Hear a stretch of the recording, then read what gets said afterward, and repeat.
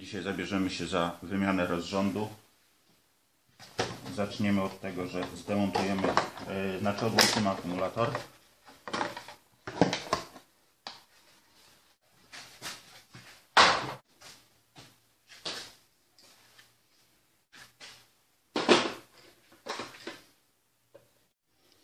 Ja już pozdejmowałem plastikowe obudowy tutaj na wierzchu na silniku, tu z boku nad zbiorniczkiem do wspomagania.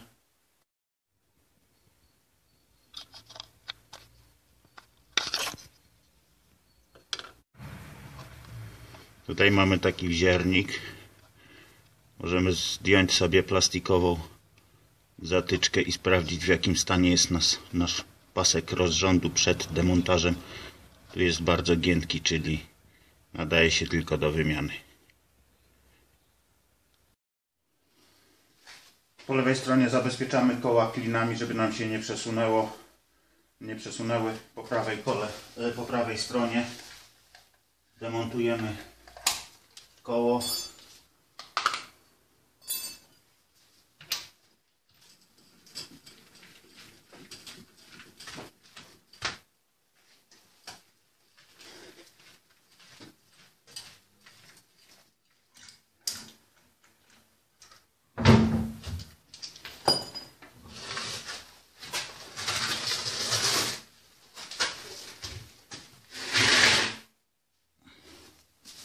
Musimy zdjąć nadkowę. Tutaj mamy nity takie plastikowe. Najlepiej sprzętem do zdejmowania nitów.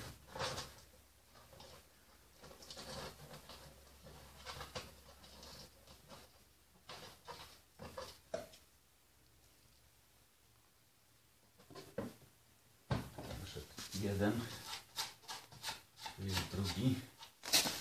Tam od dołu są jeszcze śruby. Ich też musimy odkręcić. Od dołu się trzyma na dwóch śrubach na Torxa.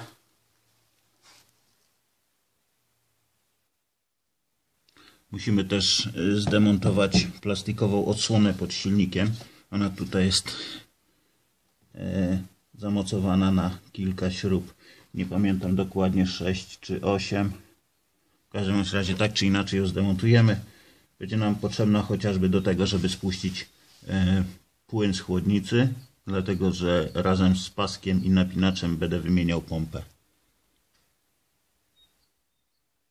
Osłona pod silnikiem zdjęta. Teraz musimy zdjąć pasek akcesoriów, czyli pasek wieloklinowy, który napędza alternator, pompę wspomagania i klimatyzację. Nakładamy klucz nasadowy 16. Najlepiej jakby był oczkowy łamany. 16 na napinacz. Obracając w prawo luzujemy automatyczny napinacz. Ja to zrobię od dołu, dlatego że od dołu jest mi wygodniej. Obracam w prawo. Pasek mi się luzuje. Ściągnę go z rolki pośredniej i puszczam. Cały pasek jest już luźny. Można go zdjąć.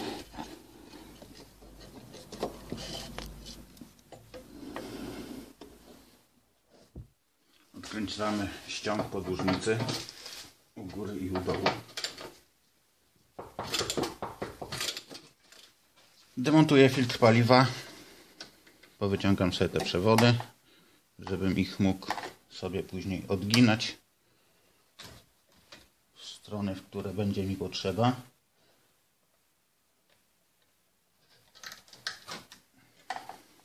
Żeby tu mieć jak najluźniej. Odpinam przewód elektryczny. To jest bodajże od ciśnienia. Tu jest taki zatrzask, wciskam go.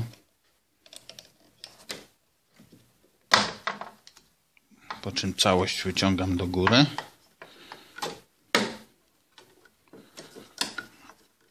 Podnoszę do góry. To samo robię z drugim przewodem i odciągam go do tyłu.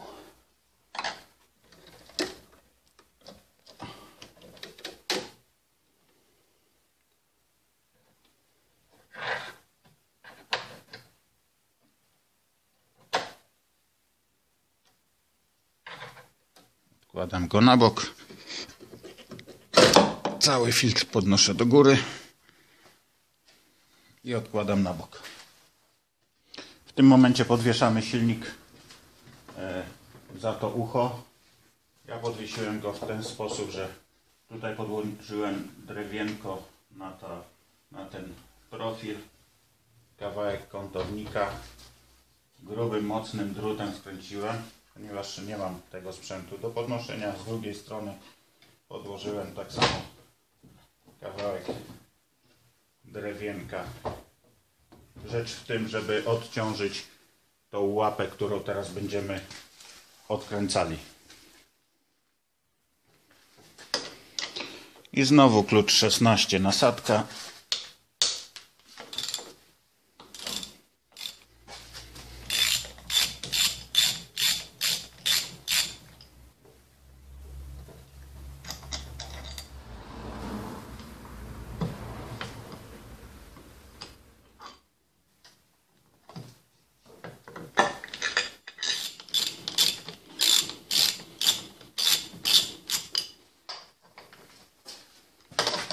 Tutaj już idzie klucz 18.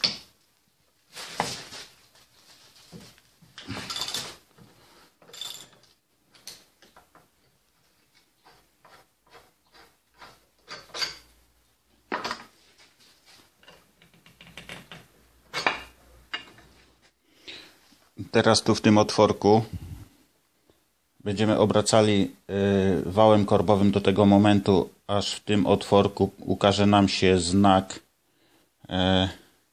w którym to miejscu powinien być zatrzymany wał, i wtedy założymy blokadę na wał, żeby tłoki znajdowały się w górnym martwym położeniu. Samochód jest na luzie.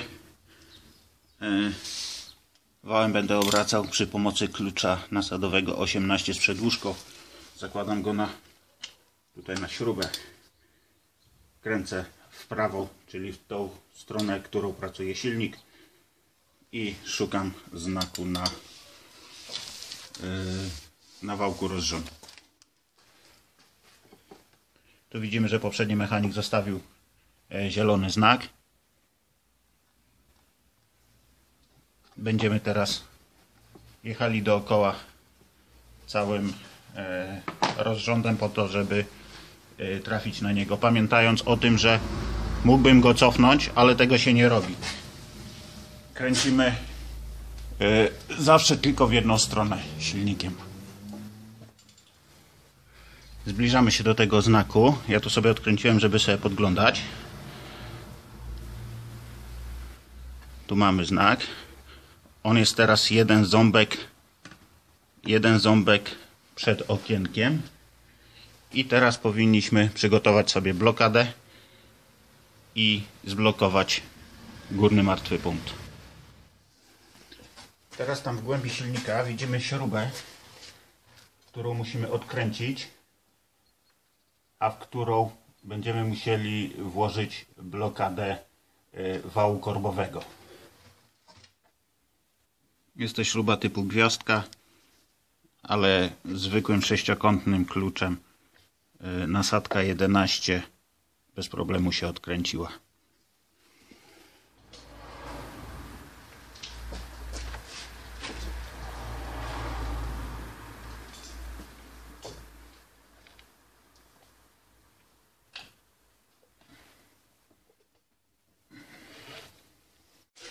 Zakładamy blokadę tak jak ja teraz, jednocześnie wpychając blokadę w otwór po śrubie, który przed chwilą wykręciliśmy, i obracając wałem kluczem z nasadką, który przed chwilą pokazywałem.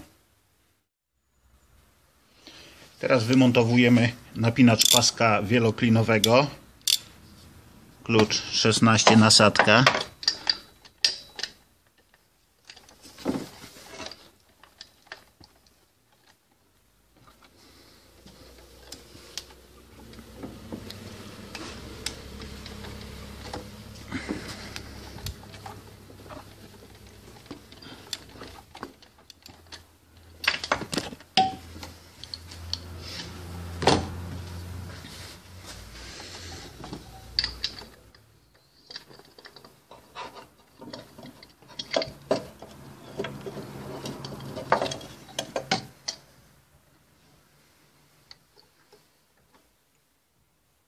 Tak to wygląda. Teraz zdejmę tą tekturową pokrywkę. Ona jest na 4 śrubach. Jedna tutaj, którą już wcześniej odkręciłem. Drugą teraz odkręcam.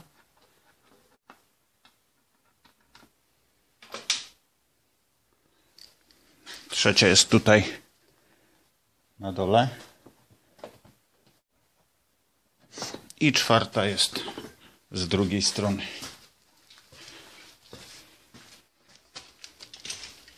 Poluzowałem tą tekturową obudowę, ale przeszkadza mi te koło pasowe do jej zdjęcia, które i tak musimy zdjąć do wymiany rozrządu. Do odkręcenia tego koła właśnie potrzebna była blokada. Teraz używam klucza 18 z nasadką. I sporo siły.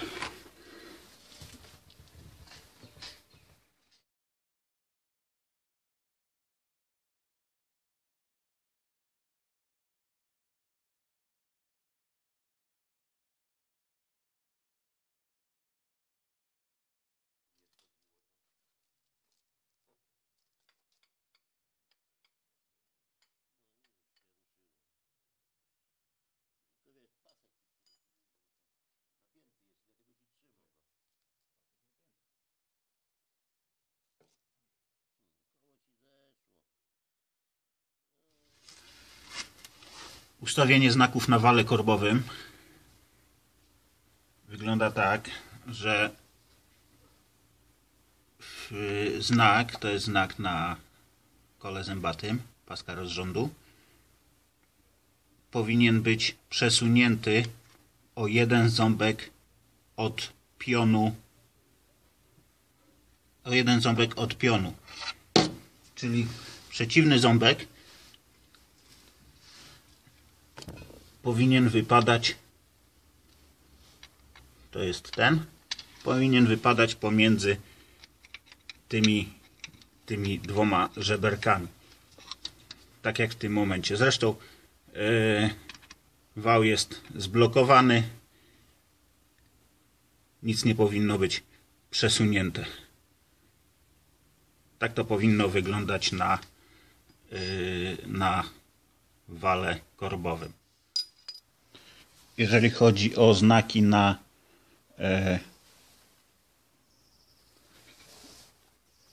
górze, czyli na wałku rozrządu,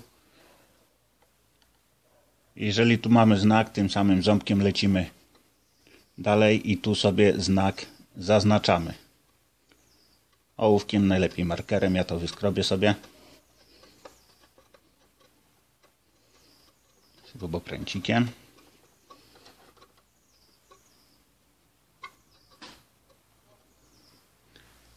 I drugi robimy tak samo na pompie. Na tym samym ząbku, co jest znak, na tym ząbku zaznaczamy sobie.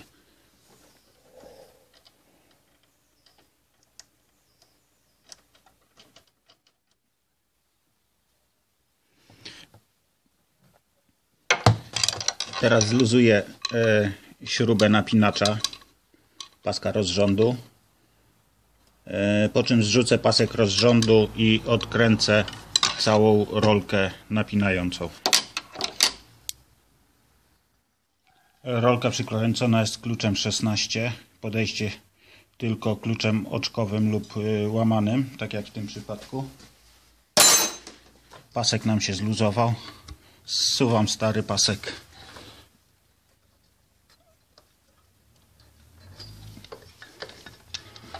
Z wszystkich kół.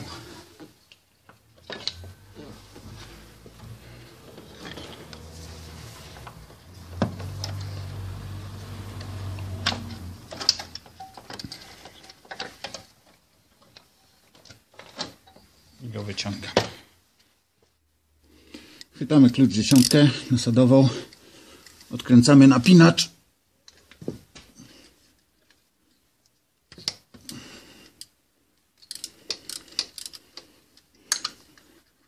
Przykręcony na 2 śruby. Jedna poszła.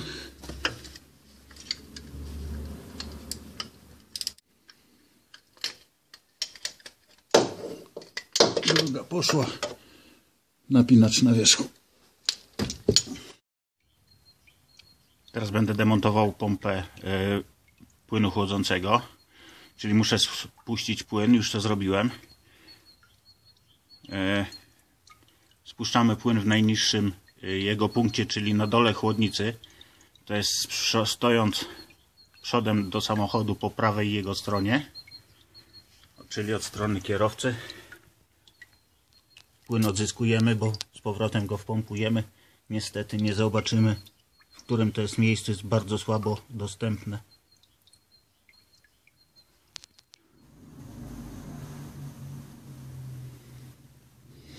Widok od dołu na pompę. Płyn jest spuszczony. Bierzemy się za odkręcanie pompy. Klucz 10 z króciutką przedłużką. 5 śrub.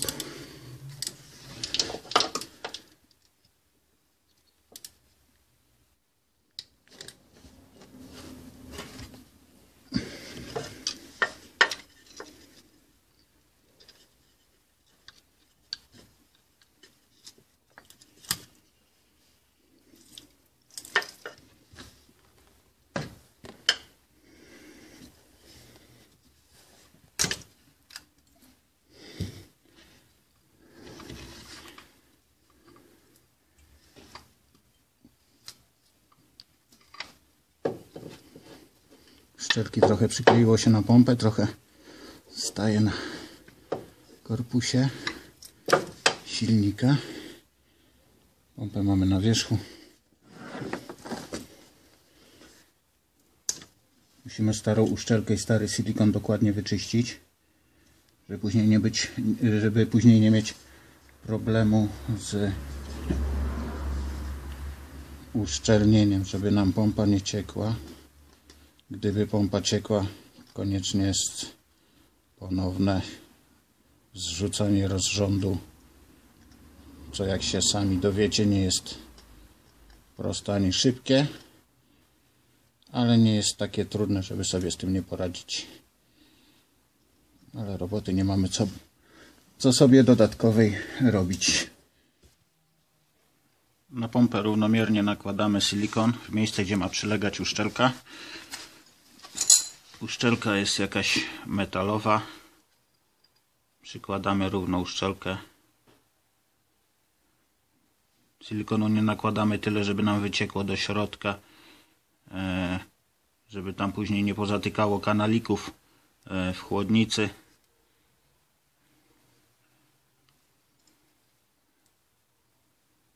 Z tej strony uszczelka się trzyma. Teraz wysmarujemy uszczelkę z tej strony i od razu przyłożymy i zaczniemy montować. Pompa jest wysmarowana silikonem, uszczelka tak samo.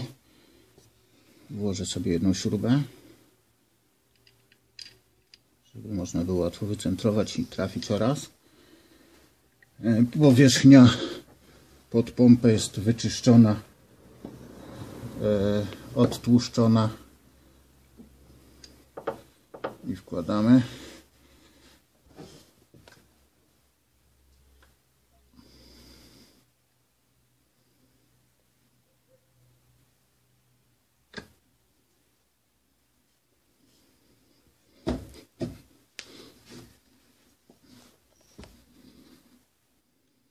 Jedna śruba przyłapana, czyli jest już wycentrowane.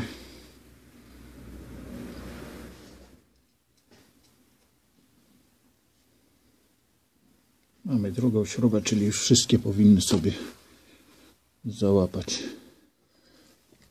Klucz 10.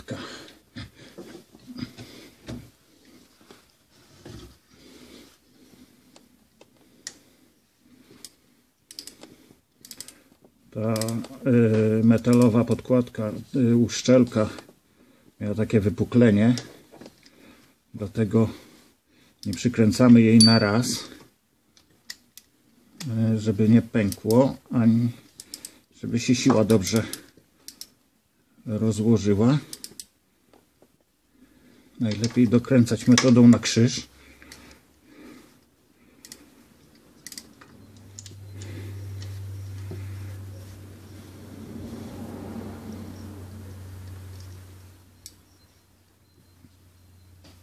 I 5.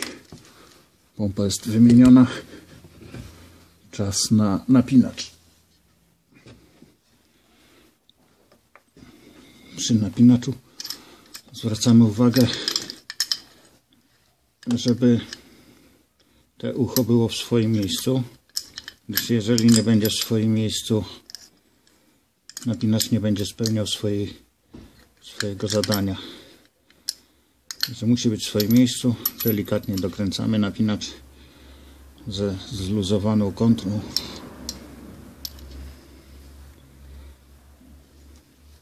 Przykładamy i skręcamy.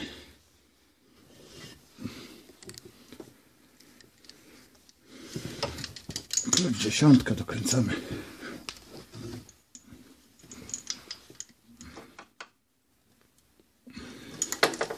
Dobra. Napinacz też już przykręcony. Pora na pasek. Na pasku mamy dwa oznaczenia.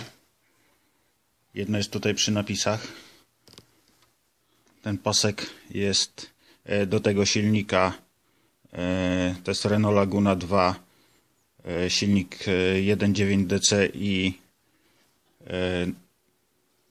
nazwa silnika to jest F9Q 750. Do tego silnika idzie pasek 132 zęby, 26 mm szerokości. Na pasku są dwa oznaczenia, które nas interesują. To jest ta kreseczka tutaj przy tych napisach. I drugi jest po jego tak jakby lewej stronie. Ta kreseczka, która jest tutaj, pójdzie nam na ten znak. Ta kreseczka, która jest w tym momencie na dole, pójdzie nam na znak na wale. I przewlekamy paseczek.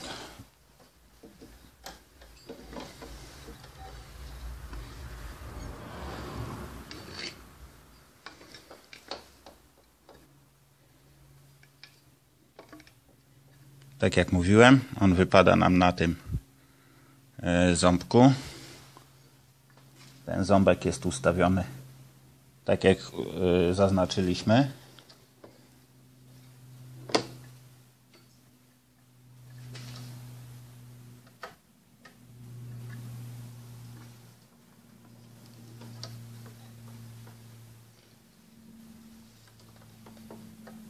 Przewlekam go teraz przez pompę, górą pompy wody, czyli tą, którą przed chwilą żeśmy demontowali.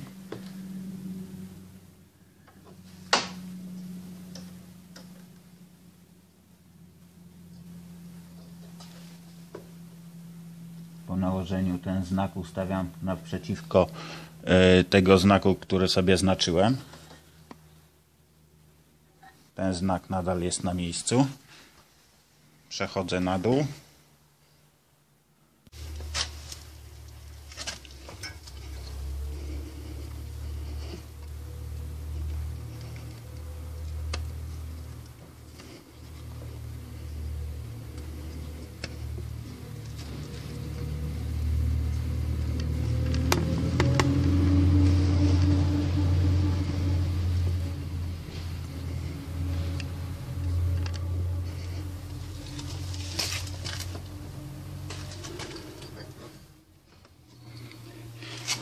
Teraz ten znak, który był na dole na pasku, powinien być w tym miejscu. Zgadza się. Obydwa znaki się zgrały. Ten na kole i ten na pasku. Możemy sprawdzić, czy na górze nam się nic nie ruszyło.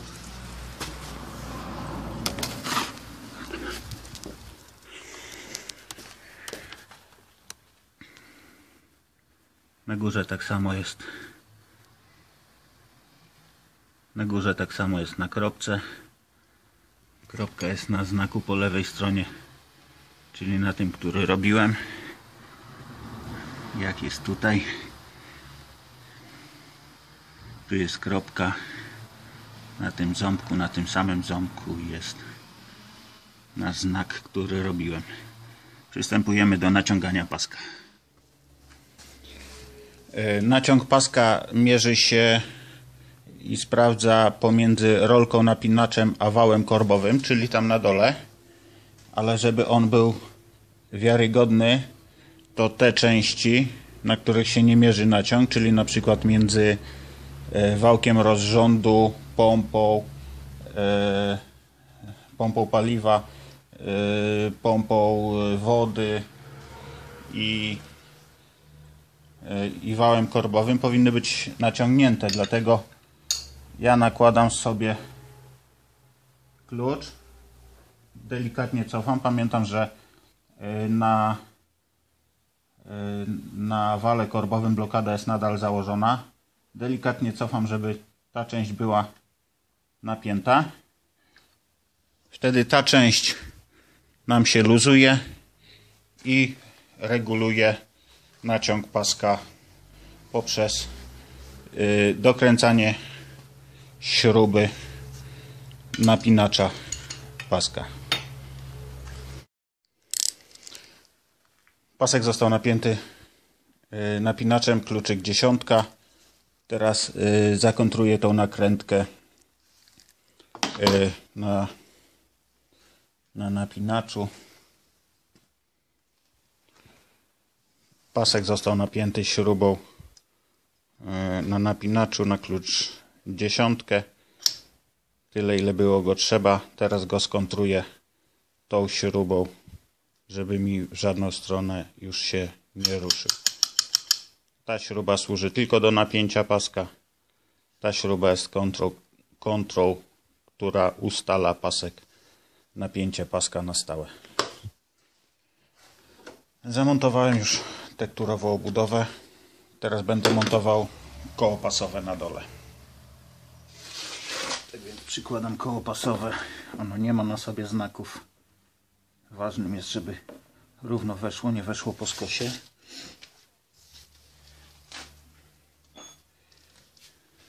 Żeby pasek później równo po nim chodził.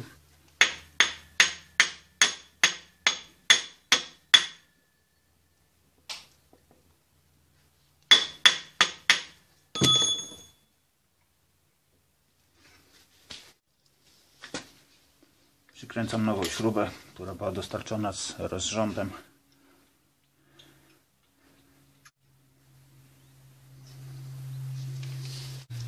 Dokręcamy kluczem tym, który odkręcaliśmy, czyli 18.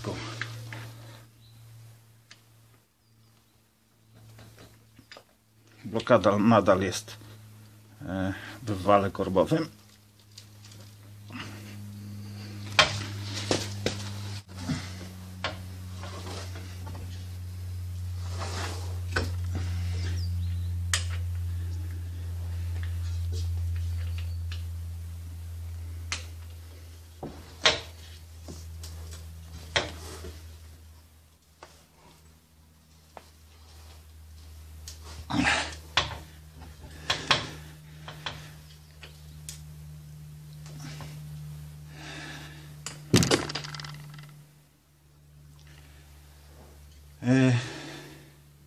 Koło pasowe dokręcone.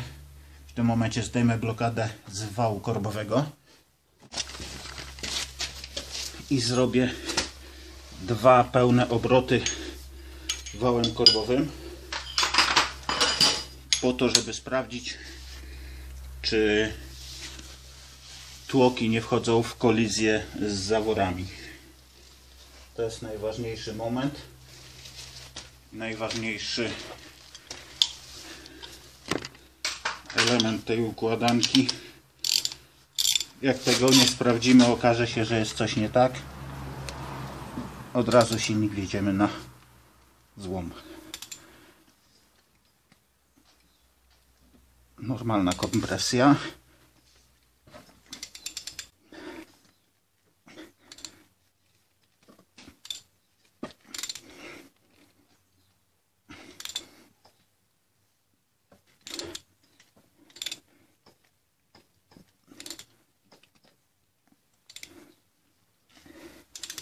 Gdyby tłoki wchodziły w kolizję z zaworami, w pewnym momencie stanąłby wał, nie moglibyśmy go w ogóle przekręcić.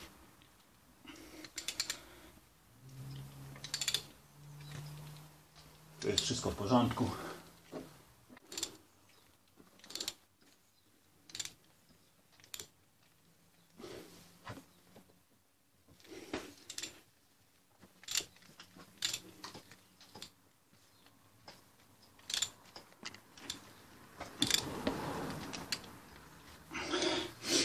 Pięknie. Nic nie koliduje, zatem mogę przykręcić zaślepkę do blokady wału i nakładać pasek. Kręciłem zaślepkę i będę montował teraz z powrotem napinacz paska akcesoriów, czyli paska wieloklinowego.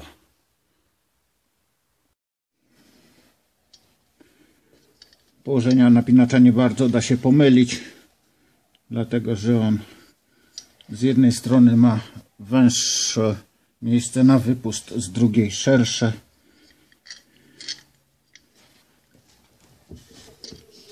Wkładamy go i przykręcamy.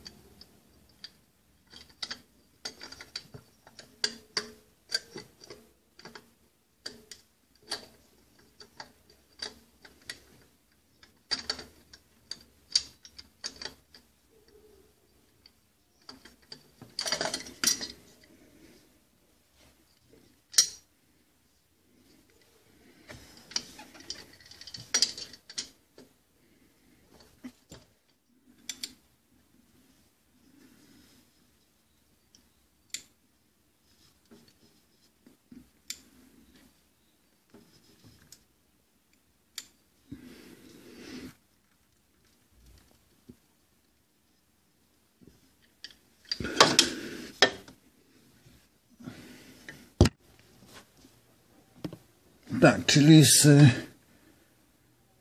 nakładamy najpierw na górze. Czyli pasek klinowy nakładamy najpierw na górze na pompę wspomagania. Schodzimy nim na rolkę. Zakładamy go na alternator. Po czym idzie na pompę od klimatyzacji. Na koło napędzające wszystko, czyli na wał rozrządu. I na koniec zakładamy go na napinacz. Przy czym napinacz trzeba odciągnąć tak jak poprzednio przy jego zdejmowaniu.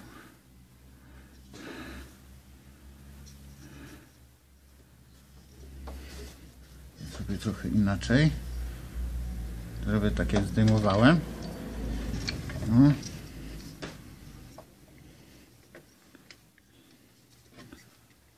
A na końcu założę sobie na to rolkę, gdyż tak będzie mi najłatwiej.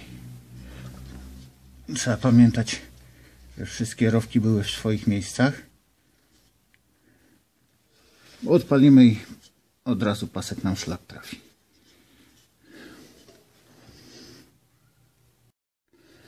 Pasek został założony, samo napinacz go już napiął. My przechodzimy teraz na górę i skręcamy górę, później wrócimy na dół, skręcimy nadkole, skręcimy osłonę pod silnikiem, zalejemy go płynem, odpalamy.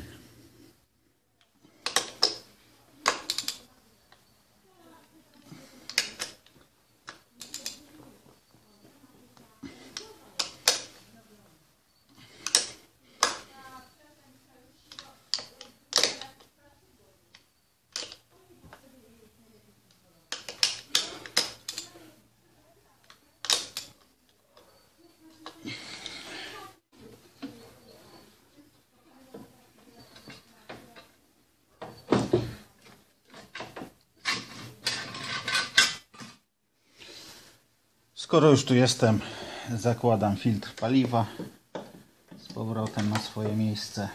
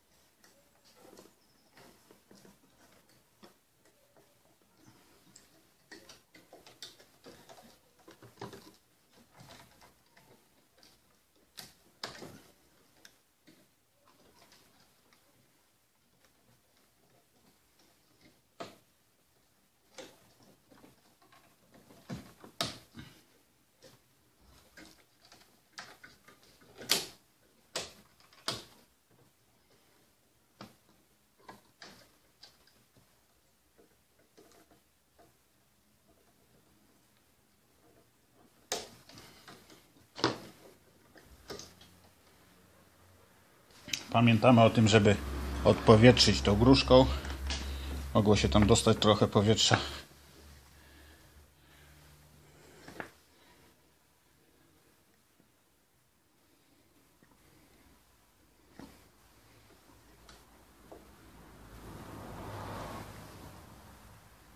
Gruszka już jest twarda. Tutaj włożę tą zaślepkę, którą na początku Wam pokazywałem.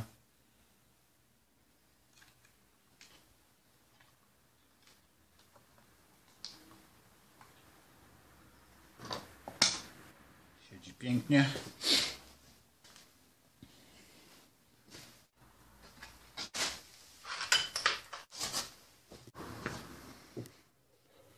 Wszystko poskładane, dół złożony, nadkole włożone, koło założone, przykręcone. Pozostało tylko zalać płynu i odpalać.